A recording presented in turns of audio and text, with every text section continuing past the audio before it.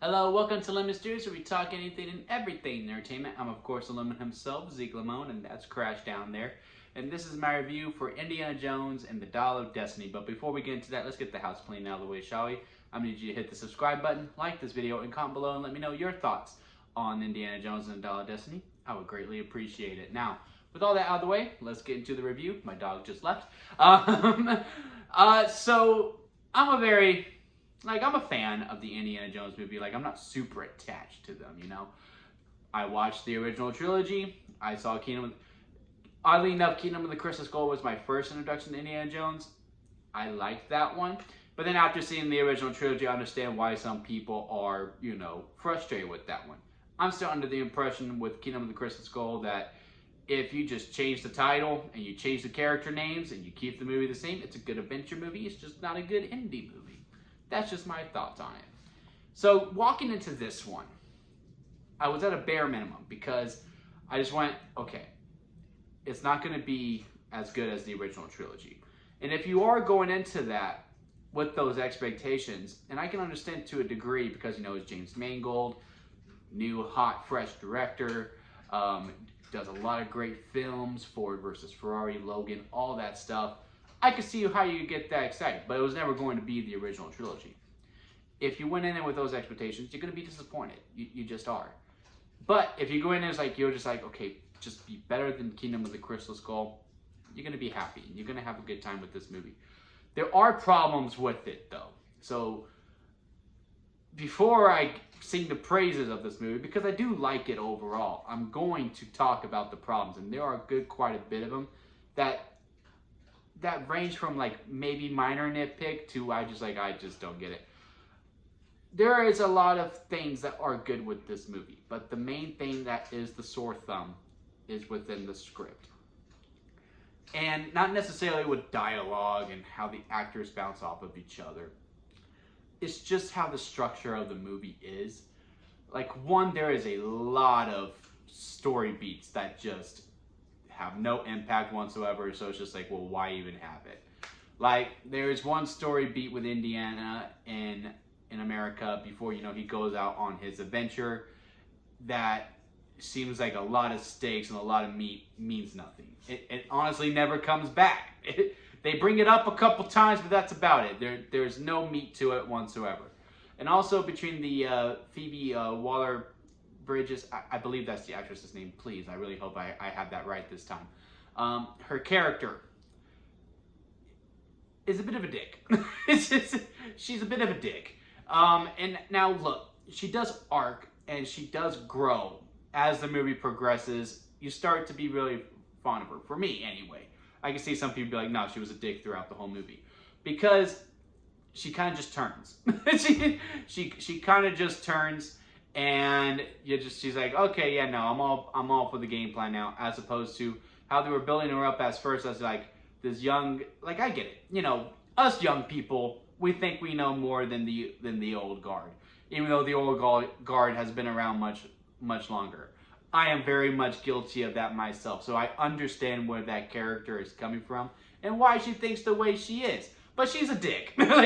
She was just a dick about it. And with Indy, who we are following, at some point I would be like, you know what, you go ahead and die. I don't know, man. I've been trying. You keep doing these things.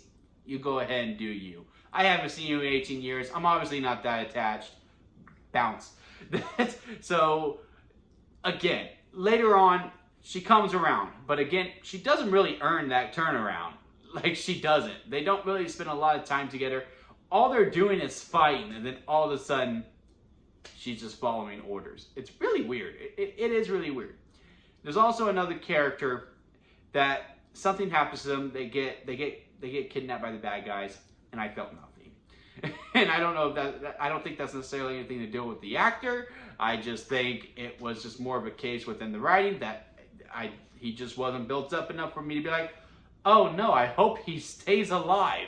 I was just like, oh no, he got caught because plot. That's just literally how I went through. And I know I'm really ragging on this movie, but again, I really did enjoy it. With those beats out of the way, what I choose to connect to is within the action within the dialogue, with the witty back and forths that are, excuse me, the witty back and forths that all the characters are doing. It just feels like an Indiana Jones movie. It does go back to those basics. Again, it is better than Kingdom of the Crystal Skull. It is. It doesn't touch the original trilogy, but again, it's better than the fourth one. And I just like how, you know, it didn't take itself too seriously. Now, before everyone freaks out, no, Indiana Jones is not cracking one-liners throughout the whole entire movie. It's just like within the action, it's not really believable. I'm not even gonna hold you to it. But so what? None of the movies were. Even Kingdom of the Crystal Skull, and especially the original trilogy. Okay, like if your biggest problem with this movie is that the action isn't believable, so this movie's awful, but you're like, though the original trilogy is still great. Let me talk to you. You remember Temple of the Doom when they literally jumped out of a plane on a raft and lived? Like, come on. The action was never believable. And it's just fun. It's overall just fun. It's a good summer blockbuster movie where you just go in, you're having a good time, you're just like, yeah, a lot of story beats are left on the cutting floor, but I still had a good time with it. So in this case, where Kingdom of the Crystal Skull was not a good indie movie, but a good adventure movie, this is a good indie movie, but a great adventure movie. If that makes sense to you. It makes sense to me, so I'm going to stick with it. So yeah, if I had to rank this on the limit scale, it is eliminated. It's right down in the middle of the scale, because it goes sour lemon, expired store-bought, lemonade's right there, then there's freshly squeezed and strawberry lemonade at the very top. So yeah, it's in the middle. It's probably not going to make my top 10 for the first half of the year, so therefore it won't make my top 10 at the end of the year. But this one is one I will be open to watching again. Just like, oh, it's on? Okay, I'll have it on. And yeah, when the movie does focus on the dial, when it's really focusing on that, the movie starts to sing a lot more. But when they're doing other things, it completely crumbles. And the ending too, it almost lost me. I'm not gonna lie. There's a story beat that happens that Indiana is making a decision. I'm just like, why? Why are you doing this? And why are we just continuing to lead on to this?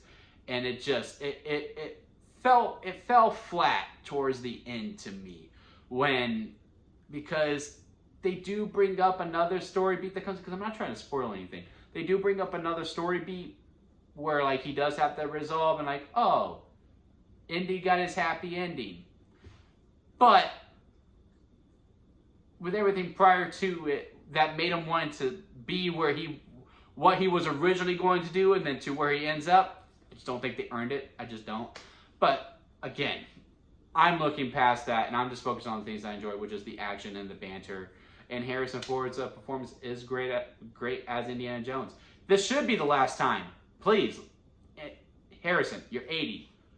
Let someone else take it over. Let's reboot it. I do think if this was a reboot movie, you obviously have to change up some of the story beats, because, you know, some of it is about Indiana being older and all.